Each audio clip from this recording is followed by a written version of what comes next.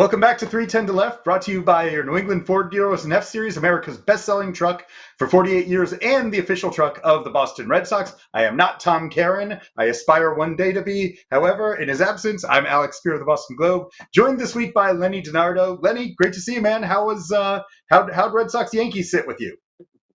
Well, hopefully one day we can both be Tom Caron, Alex. But Red Sox, the first two games, it was dismal. But last night, complete redemption. Garrett Crochet went out there and did what aces do, just complete shutdown first inning to set the tone. We talk about the offense in the first as well. That's exactly what we talk about when we say turn the page and get back after it. It was a good baseball game. It was a good baseball game, and you put yourself in a good position. A couple other teams lost, so that also helped their case as well.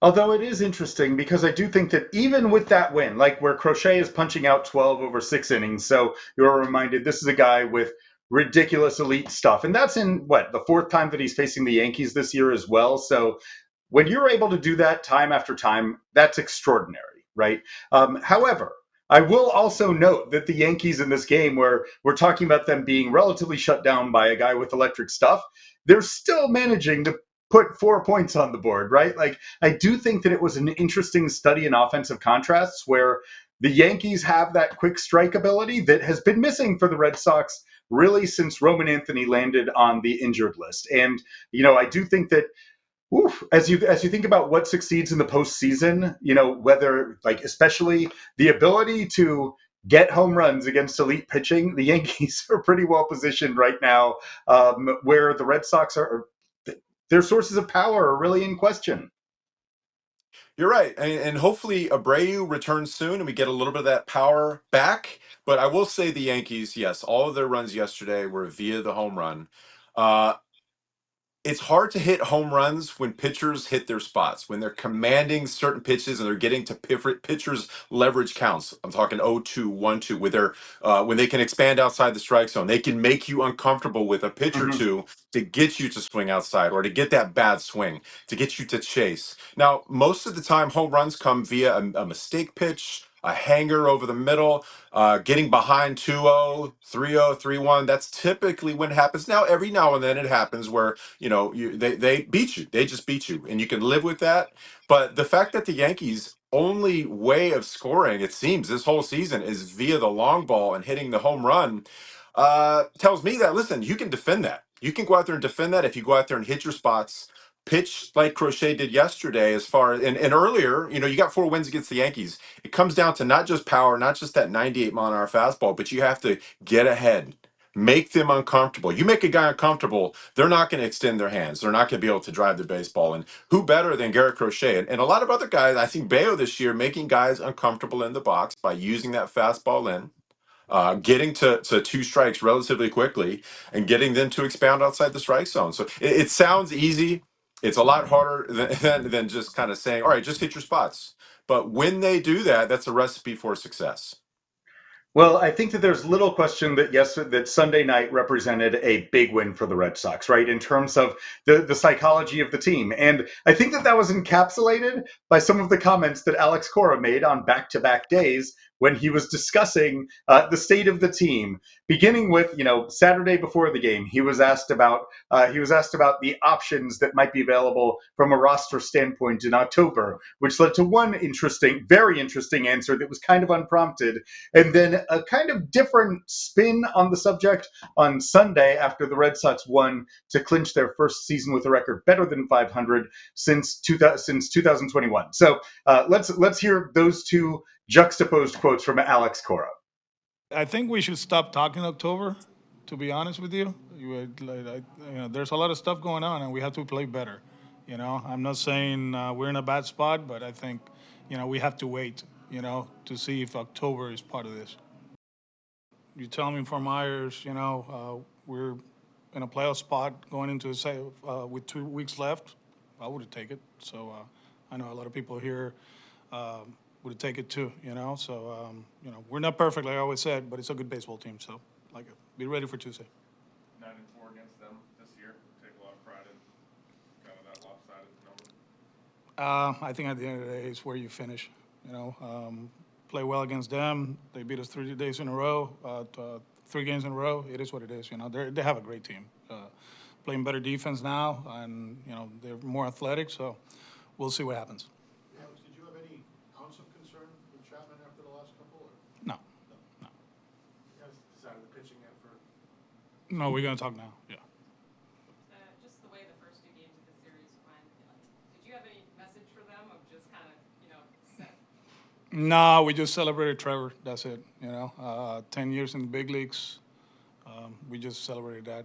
It's business as usual. Like I said, it was fantasy football this morning. They watch a lot of football and they were ready to play. tonight? You guys clinched a winning season. I know obviously your goals are still in front of you, but I guess how much pride have you taken what you guys have accomplished to this point? We are where we are. We have bigger goals than playing over 500. Our goal is to play in October. How has the season gone compared to expectations? I'm sure one thought, but based on all the things that have happened in half one season, where's that at? Like I said, everything that I care is to play in October. I kind of love it, right? Like to me, this is the whiplash of September. Usually the baseball season is defined by looking over like larger spans and broader brushstrokes. We are now down to a point where Alex Cora on one day is saying, forget it, like playoffs, like we're going straight Jim Mora. And then the next day he's saying, yeah, we play for nothing but the playoffs. No, Lenny, to you, is that kind of shift of tone something that is a reflection of where we are in the season? So listening to both those clips, seeing both those, I think the first clip was more of a we have to Mm-hmm. concentrate on today, and I feel like the second clip was more of a I. If you see what I'm saying there. So as a team, as a club that has a lot of younger ball players that haven't really been to this playoff, they need to concentrate on every pitch, every inning, every game, win each inning, win each game in order to get where you need to go. But Alex, the second clip is concentrating more on big picture. This is where he wants to go. You can also look at it in terms of short-term goals versus long-term goals, right? In order to achieve that long-term goal, you've got to complete the short-term goals. And the short-term goals are winning now. Every game counts. You can see the light at the end of the tunnel as far as the season's concerned. It's not going to be an easy road ahead. You've got some good opponents. So not thinking about Toronto when you're facing the Oakland A's is extremely prudent. You can see what they can do. They can go out and beat you if you let them. And then the next game, move on from there. And that will get you where you need to go as far as the playoff spot. But yeah, the playoffs, October is absolutely, and it has been since game one for Alex Cora. This is his ultimate goal, is getting there and winning in that scenario. But as far as the team's concerned, he can't convey that to him. He's got to make sure that they're concentrating on small picture, things that are happening right now in the moment. I will say, Lenny, there are some similarities. Like you experienced the 2005 Red Sox, where you guys, you had been up and down a little bit that year, but you were up down the stretch, and that was a team where there was a 4-game lead in the standings in early to mid September in the American League East. And it just felt like a team that was like kind of running out of gas at the trying to get to the finish line. Ended up in a standings tie with the Yankees at the end of the series, at the end of the season, which meant like on the very last day of the season, sneaking in as a wild card, but without much left in the tank, and got kind of rolled in the postseason in the ALDS by the White Sox. And I feel like this is a strange team right now, where it's like look at the effort to find options for different roles is ongoing. It seems a little bit unsettled in terms of, whether it's bullpen roles, whether it's back of the rotation. As of when we're having this discussion on Monday morning, we still don't know what the rotation is going to be looking like for the Sacramento series as they make sense of, does Connolly Early get a start? Does Peyton Tolley get a start? How does Kyle Harrison factor into the mix? Do they end up bringing back Lucas Giolito on 4 days of rest, which now can be called kind of short rest in modern baseball parlance? I don't know. I wonder if you're, what your sense of this team is in terms of being able to get through those last dozen games to the finish line. Yeah, so I think we're in open tryouts right now. I feel like Connolly early the other day is the front runner because he absolutely showed that he has a capability of throwing his fastball for strikes as well as the secondary stuff with his huge. Think Peyton Tolley. Peyton Tolley showed a good fastball his first outing, but this is the big leagues, right? The scouting report is out there after that first start, and they said, okay, he locates the fastball. It's 98, but big leaguers can hit fastballs, and if you don't have secondary stuff, and if you're pitching behind they're just looking for one pitch in one zone, and they're basically hitting it off a tee from there. Harrison showed good stuff his first outing for the Boston Red Sox. I feel he showed the capability to go out there and give you a few quality innings, fill in. I'm not sure if it's going to be a starting role or a mid relief role or what, but I like what I saw as far as the fastball and the secondary stuff, being able to make it move in and outside the strike zone, changing speeds effectively. And I'm not counting out Tolley. I feel like at this point, he would probably be a good one inning guy late in the game in a certain scenario where you need a good fastball to blow the bottom of the order away. You know, if you got a team that can't really hit fastballs in that pocket, so to speak, to use Alex Cora's term, it's a matchup thing to use him. But yeah, anytime we can get Crochet, Giolito, and Bayo an extra day's rest, it's key because we see them pitching on 4 days rest and we see them pitching on 5 days rest. They're much better, they're much more effective when they have that extra day, especially this point in the season. We're starting to drag. Nobody's 100% right now. So any extra rest you can get them is going to show up on the day that they pick up the baseball and fire it to the catcher. Do you think, 3 games is a significant lead with 12 games remaining? The Rangers and the Guardians have both been kind of insanely hot, though.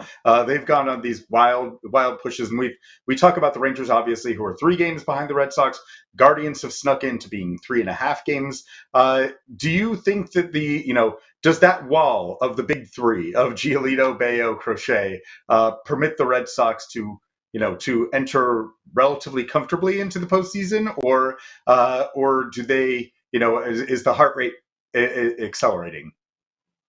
My high school pitching coach, Stuart Hancock, said, you can always be happy, but never be satisfied. And I think that pertains right now. You can be, don't feel like you're in, right? And I grew up on a farm with chickens, and that don't count your chickens, so to speak, right? You got to go out there and play every game because you've got Toronto, you've got Detroit coming up. So listen, you've got to go out there and beat the Oakland A's any way, shape, or form. So I'm not saying go out there and just throw everybody just to get a tryout in, see who's going to be ready for the postseason. That's not a guarantee. You got to win these ball games, and any way you can, and kind of walking that line of getting Giolito, Bayo, Crochet rest, but also winning ball games is tough.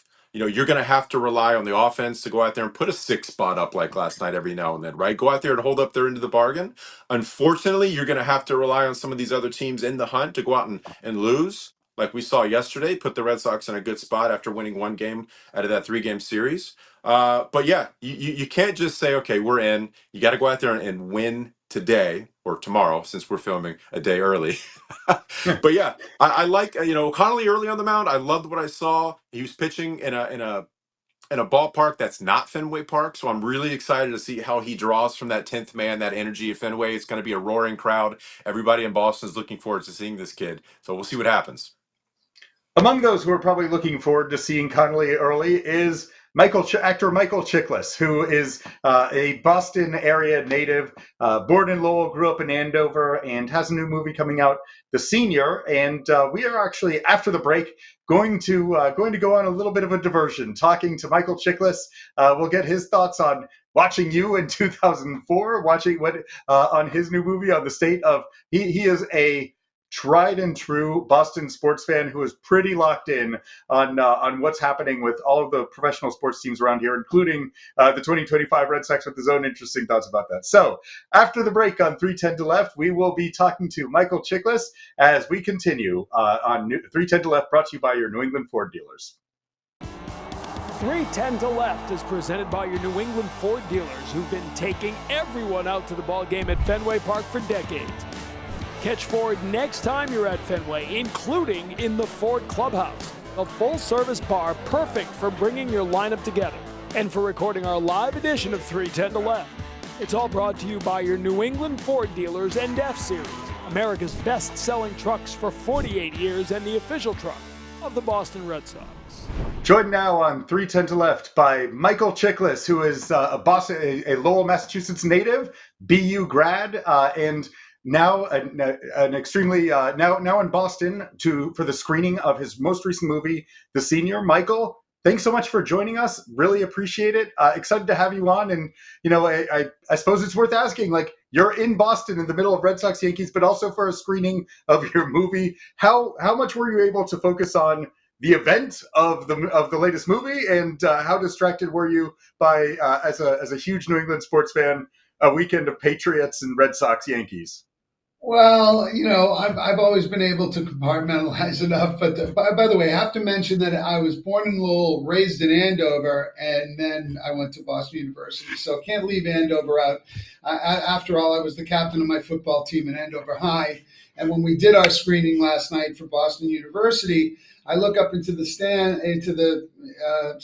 That's what a sports fan is. The seats of the theater. And there are half a dozen players from my high school football team, several of which I haven't seen in 30 plus years. So that was incredible for me.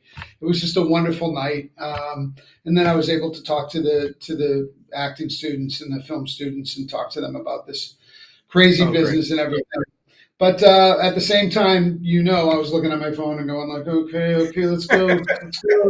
Early lead, let's hold it, especially since we dropped the first two to them. I have no doubt that we're going to end up in the wild card with the dreaded Yanks. I try to explain to people, I have no hate in my heart for any person, place, or thing, but I hate that effing Yankees. I can't. I hate them. They just made me cry a lot when I was 7. So,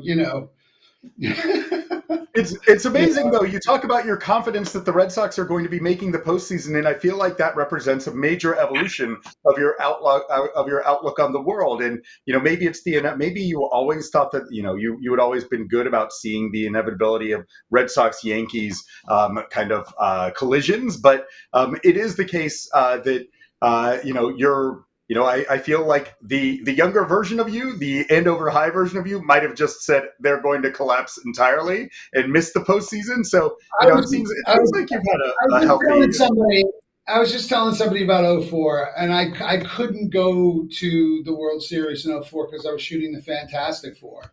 And when we were winning Game 4, I sat there with a 25-year-old bottle of Macallan in my hand with the cork like this. I wouldn't pull it until the third out.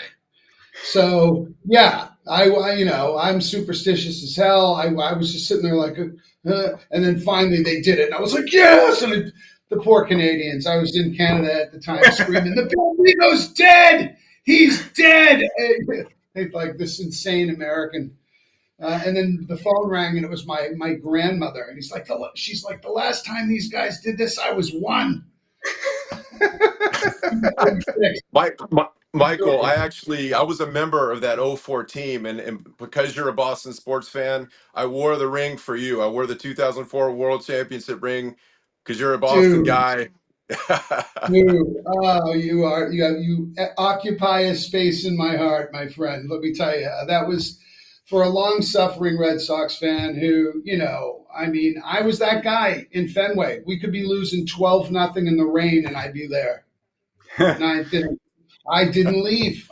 I was there, and I hung with you guys every step of the way. And then, 2004 was as euphoric as possible, but it definitely, it holds true to me that it's not enough to spend money on a team. You have to have that alchemy. You have to have the chemistry. And I think it's one of the reasons why the Yanks are doomed to fail, because they're just paid mercenaries. They're cold killers, and there's no love. I'm sorry. You need that. Like, I love that 2004 team because they were knuckleheads. They were goofy, and they had fun. And there was that's the X factor. You can have all the talent in the world, but if you don't have that joy and that fun and that camaraderie, and allow me to segue into the senior, because that's in the senior as well. I played with these kids I was 59 when I made this movie, and I Mhm. played the oldest college football player in the history of college football. It's a true story. And I got to play football for the first time in 40 years with 24-year-old kids.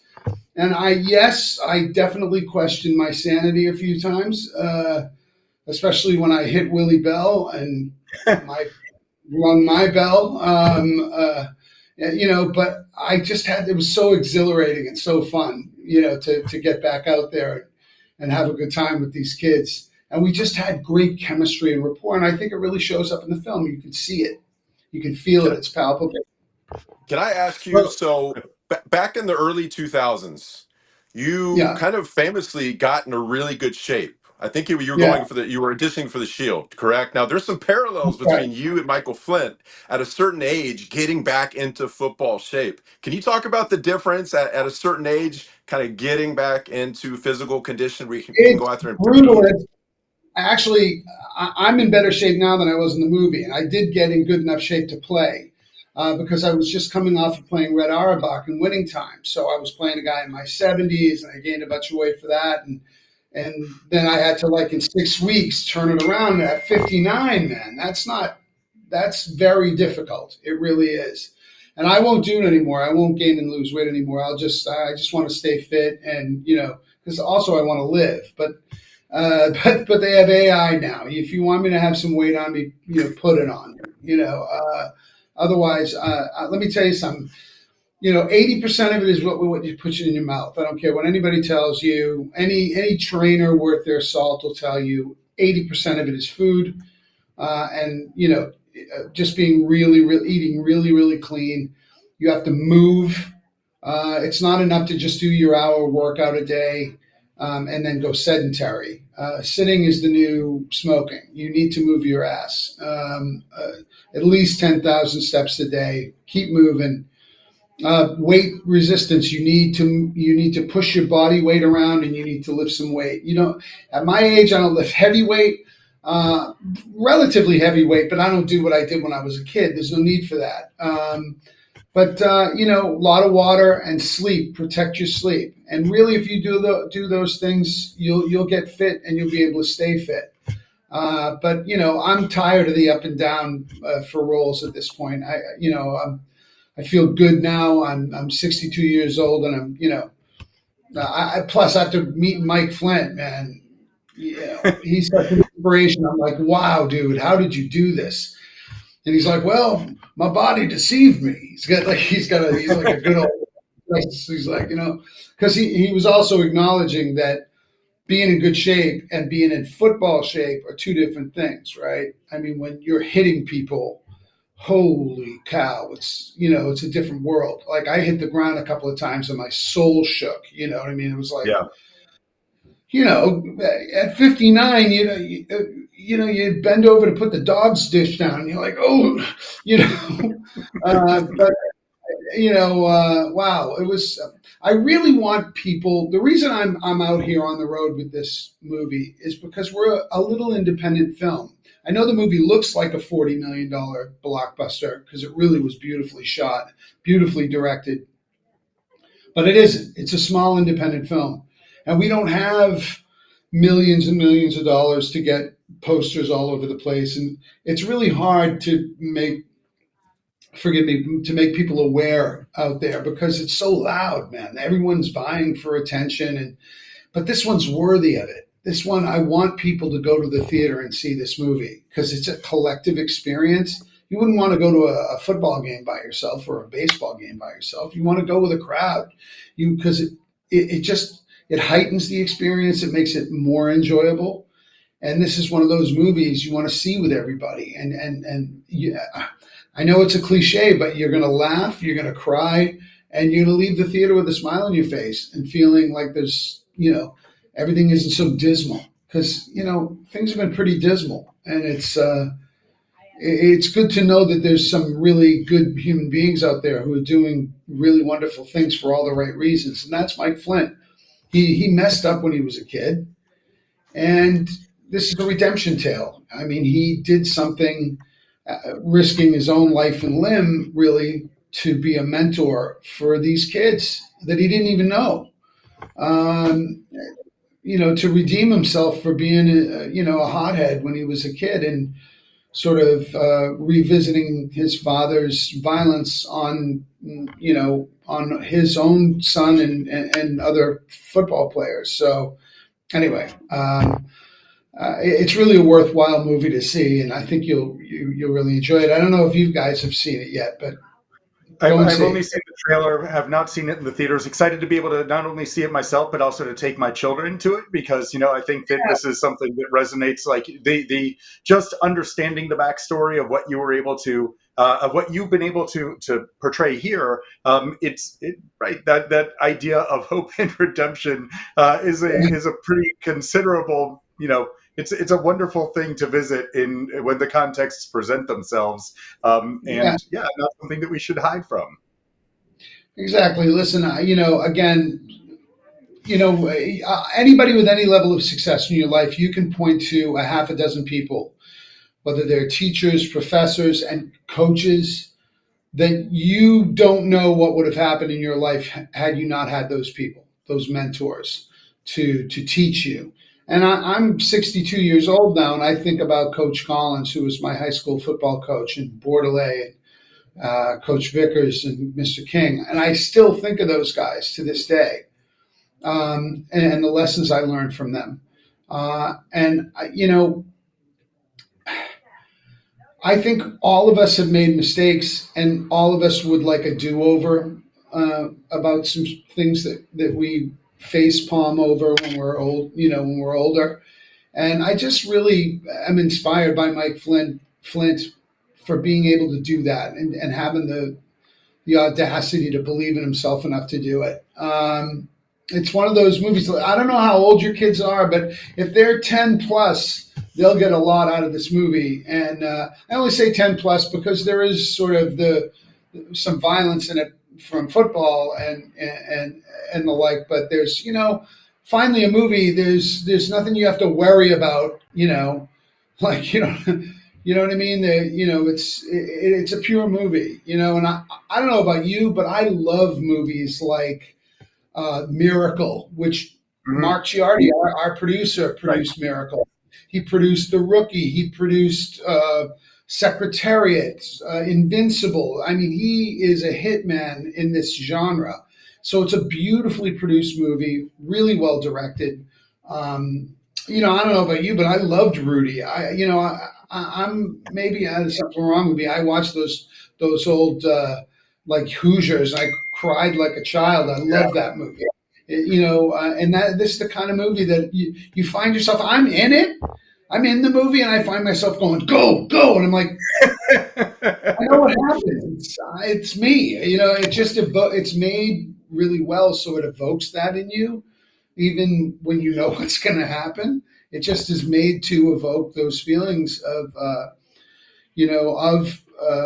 rooting and redemption and joy and I love the camaraderie. Man, listen, let's face it. If you've ever been on a team, male or female, I don't care. When you're in a team, that sort of banter and camaraderie that you experience every day on the field, goofing on each other, breaking on each other, that's one of the greatest things in the world. And it's one of the reasons I love film and television and theater, because it's just an extension of sports. It really is. People don't Well, it must be realize that. fascinating with like someone like Mark as the producer, who was a former big league pitcher, right? Got a cup of coffee with the Brewers in 7 1987. years, Yeah, yeah.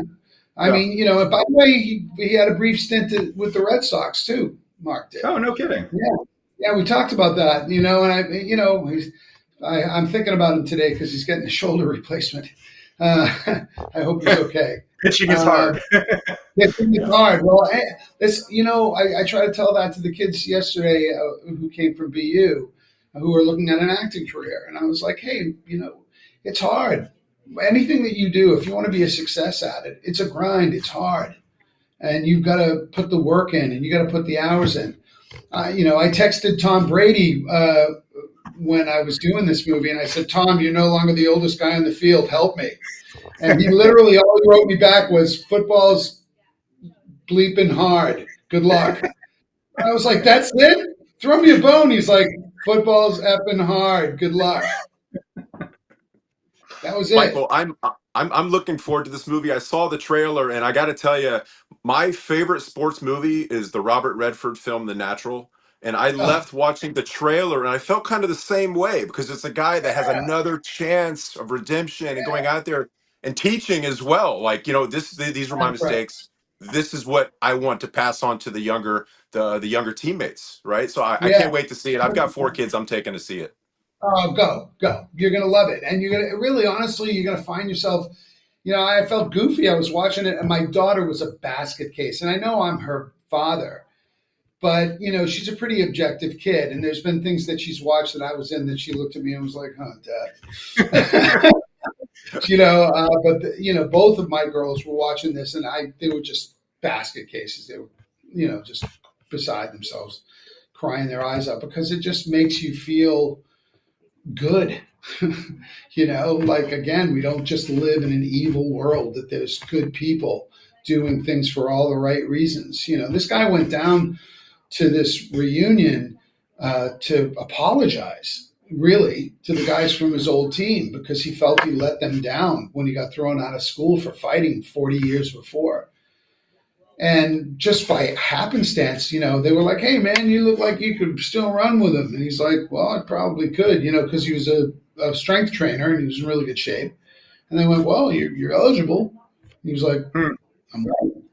And they're like, "Yeah, man, you were just suspended." And he didn't know. He had left with his tail between his legs in shame. And the thing about this, it also deals with themes of shame and guilt and regret, which are emotions that are worthless, that we all are hurt by in our lives. It's like the jealousy is a lost emotion. It's stupid. It doesn't do anything for you. It doesn't give you anything. But yet we harbor self-doubt and regret and shame about, sometimes the smallest thing. And we'll hold it quietly, silently for years and years. This guy got in a fight when he was a senior in college. It messed things up for him. He left, and for 40 years, it just was this thing that ate at him. And to be able to come back and do something about it, boom, pretty good. Well, it's it is you've made a compelling pitch. I think that like at the very least you've gotten everyone in the Speier and DiNardo households jazzed to be able to see the movie, and I hope others as well. But I do want to circle I back. gotta say DiNardo, because isn't that the way they say it? Do they say that to you in New England? Absolutely. Hey, There's no R hey, anymore. Since I've DiNardo. been with the Red Sox, it's always an H. Donato. There's no more R. DiNardo. Oh man, I love being home. I was at that screening last night, man, and I'm sorry. You probably have to No, wrap this up. we're good. But this kid, this guy in the audience, he said, "You know what I love about this movie, Mike, is it's just got such a big heart." And I just cracked up laughing. I was like, "Oh, I'm home. I'm Welcome home." home. You got the Yeah, ultimate endorsement. You got the ultimate endorsement. But you're here. You're back in New England right now. So let's talk a little bit of sports that are going on right now. So you said that you think that the Red Sox. You said Red Sox Yankees. You see it happening in the wild card round. Yeah, I think they're both good enough. By the way, it should be said, I hate it when the Yankees and the Red Sox stink. It's the worst thing. When they're both good, that's when baseball's great. Because I want to see them fighting. I just do. It just makes the cake rise. It's just better. And the teams are good. They're certainly good enough to get into that round. And I think that they're really in contention to be right there. I mean, where are they at right now doing on the road? So I'm not in terms of the number. There's a 1.5 game spread between them.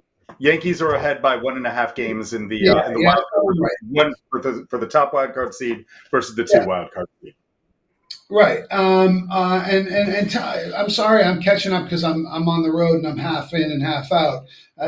My understanding is the kid Roman's not going to be able to be involved in that series, which that sucks. Yeah. But October is for pitching, man. And we've got some deep pitching. That's what you need. We have the bats. Roman will help a lot, especially when we get into a 7-game series. But I like our chances, with our pitching staff. I do. I just do. I might be, wishful thinking, but I don't know. I think we look pretty good. I think we're definitely going to be competitive. The problem is don't we have to face Toronto now? There is one series left in Toronto. That is the second to last series of the season for the Red Sox to go through there, and the Yankees have a bit Yeah, of have a pretty light schedule down the stretch. So right. That could be an issue for us. We can't afford to drop all that. We need to power through, and people have to step up and deliver. So I'm sure they all know that better than anybody. So I've got a lot of faith in them. I think this is a really good team. I think that and we got Lucas Giolito. I mean, Gio. yeah. My daughter went to high school with him in Harvard Westlake, and Oh, no kidding. bunch of Yeah. Harvard Westlake kids out there, man, that are really making us proud. So, Oh, it's incredible. and Well, like we just saw both Giolito and his high school teammate Max Fried pitching in the same series for Red Sox Yankees, and Giolito yeah, is fast. And I imagine that you have a number of points of intersection with with Lucas Giolito's family because he of course has a long acting and theater lineage with Mark Frost, the creator, the co-creator of Twin Peaks, and his mom Lindsay Frost, and his grandfather Warren Frost being great actors. So good to know right. that you have this. Those who have the Boston plus Hollywood nexus are able to see each other. Yeah, absolutely. I mean, I watched this kid grow up, and what a hooker, man. But I'm also happy that he's overperforming. You know what I mean? He's even surprising. I think this last surgery that he had really helped him, and also just being with the right staff. I think, and being with the right team. Again, that alchemy counts. Who you're with every day. Man, I got to tell you, I think of winning teams in my life, like the Shield. You could see it in the film. We loved each other. We had such a blast together. I mean, as heavy as that show was, people were shocked always to come on that set and to see how fun it was and how light we were. Now, of course, we needed to blow off some steam between takes because our heads would explode if we didn't. But it was just genuine camaraderie. We enjoyed each other, and that really translates into the playing. Right? You're, I mean, 100%. right? Yeah. 100%. We had guys in '04. Well, whether we were good, whether we were bad, we were always laughing, right? We never felt like we were tight. Guys like Millar and Damon, those Millar are the was a loud guys in nothing. the clubhouse. Yeah, wasn't Millar the one that was saying like don't lose, don't let us win another game? Wasn't he the one saying Yes. that? He The was also Yankees? the guy pouring. He was also the guy pouring shots for the guys in the Yeah. clubhouse prior to games. We're like, you know what? We're throwing it all out the window. Whatever. No. This is what we're doing.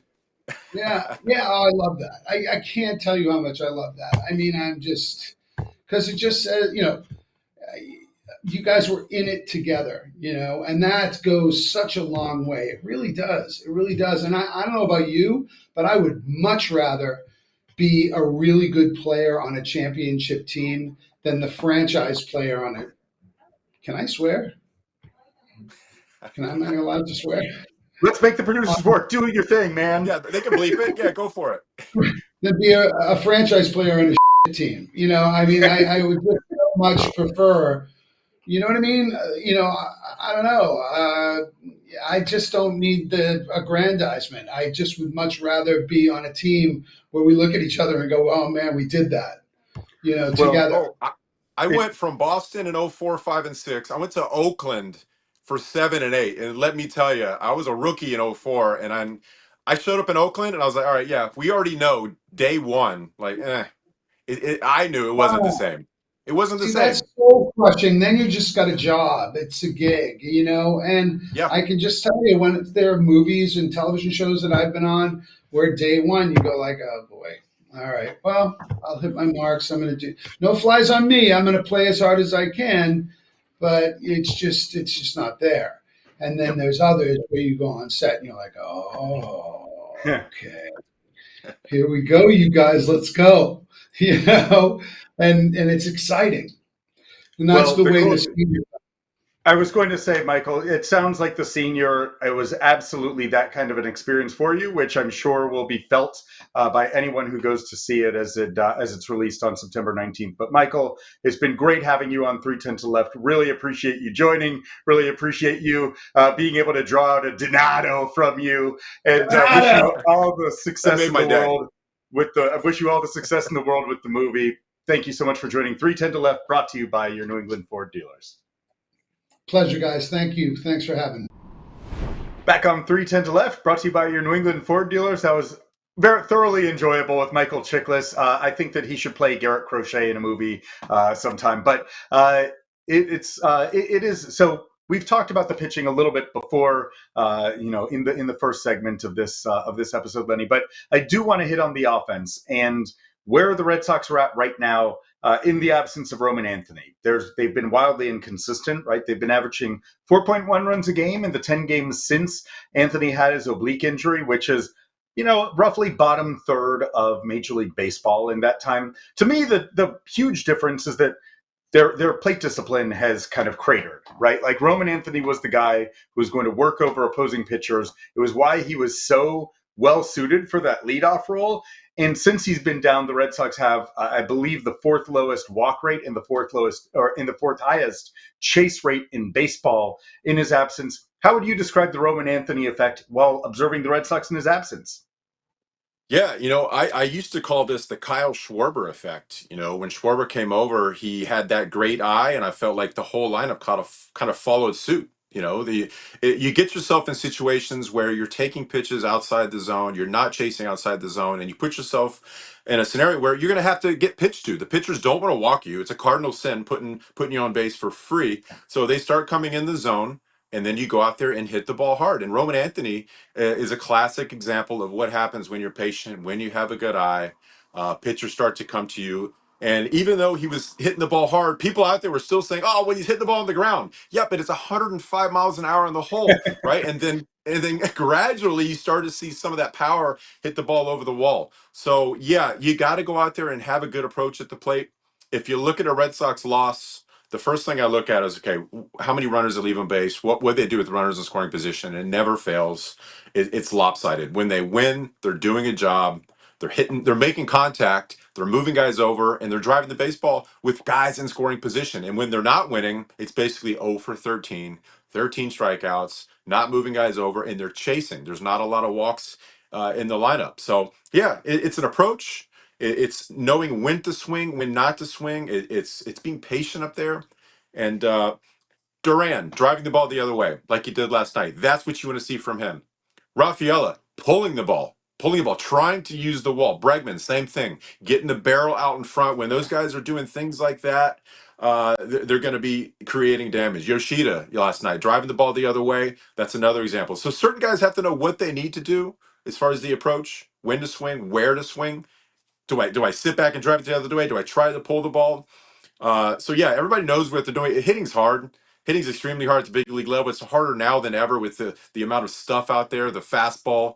And I'm not saying these guys are pitching more effectively, but there's a lot of guys out there throwing 100 miles an hour, and that doesn't make it easier when you don't necessarily know where the ball is going at Well, times.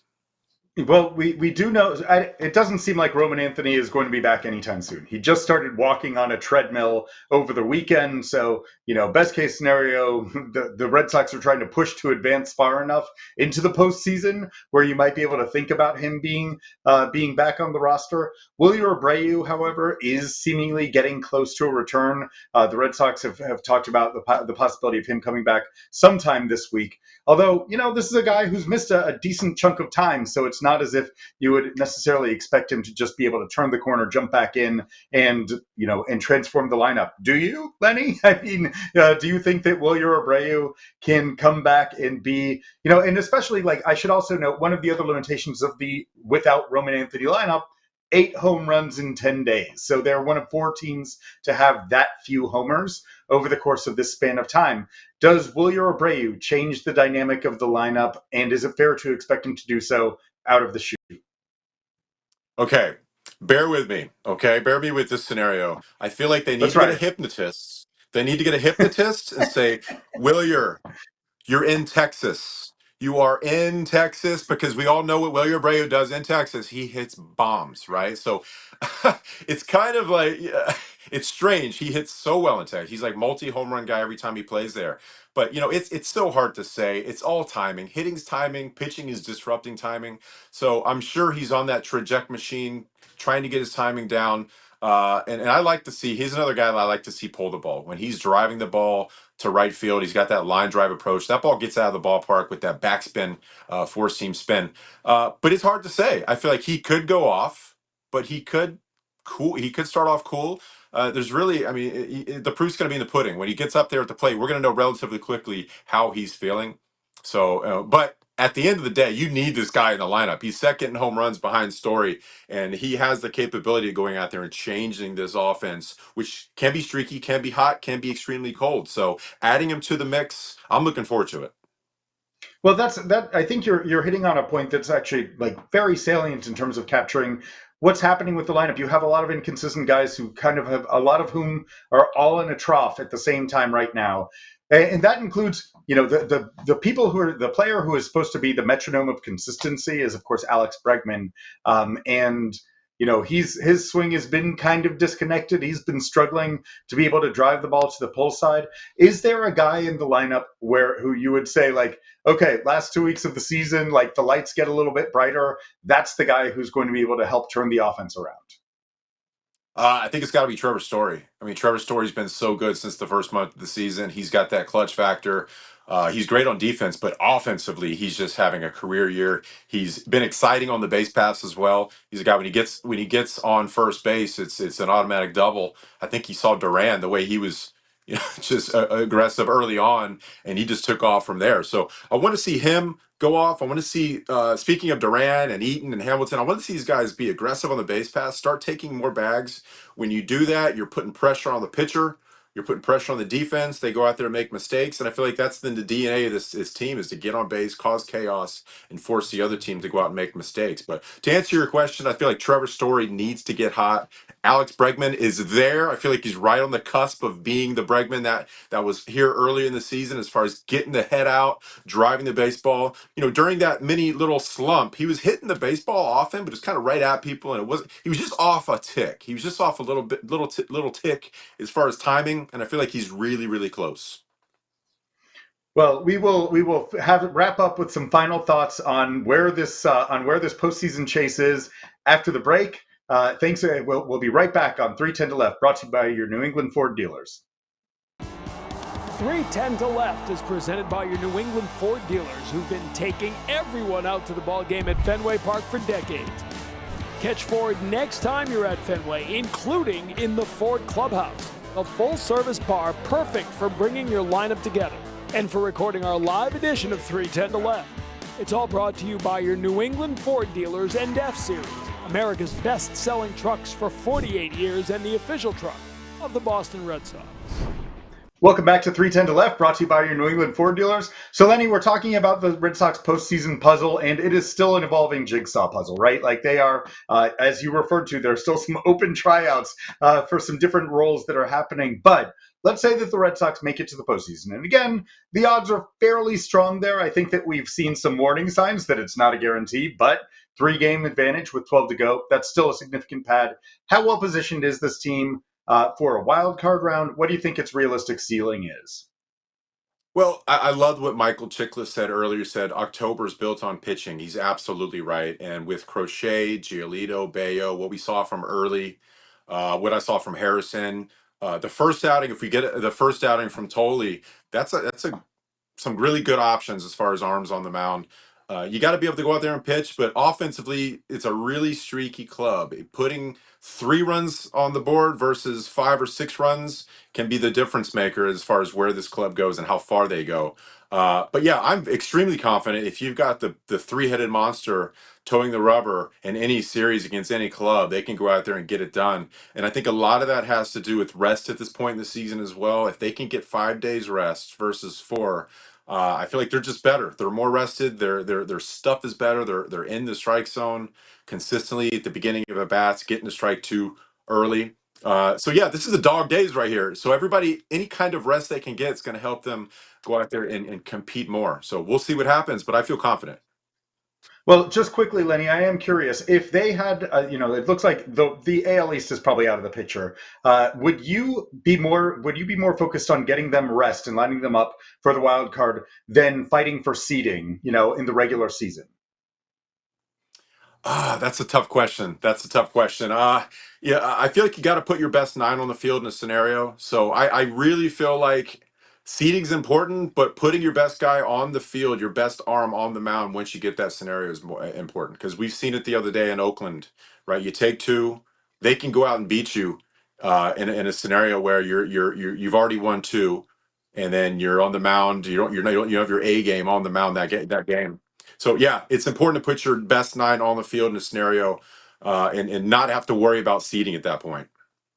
Yeah, it's interesting. In the wild card round, the home team has a 10-16 record over the course of these few years in which that's been around. But Lenny, it's been great being able to connect. It was super fun to be able to bring in Michael Chiklis for a different kind of perspective on this whole thing. But it's also great to be able to talk about September baseball in kind of sharp terms when there is something big in front of the team. So really enjoyed being able to connect with you, Lenny. Hope that the next week is an interesting one. All right, thanks, Alex. I'm looking forward to it. We're in September playing meaningful baseball. I love it. And we will all aspire to be Tom Karen between now and the next episode. But thanks so much for watching 310 to Left, brought to you by your New England Ford dealers. See you again soon.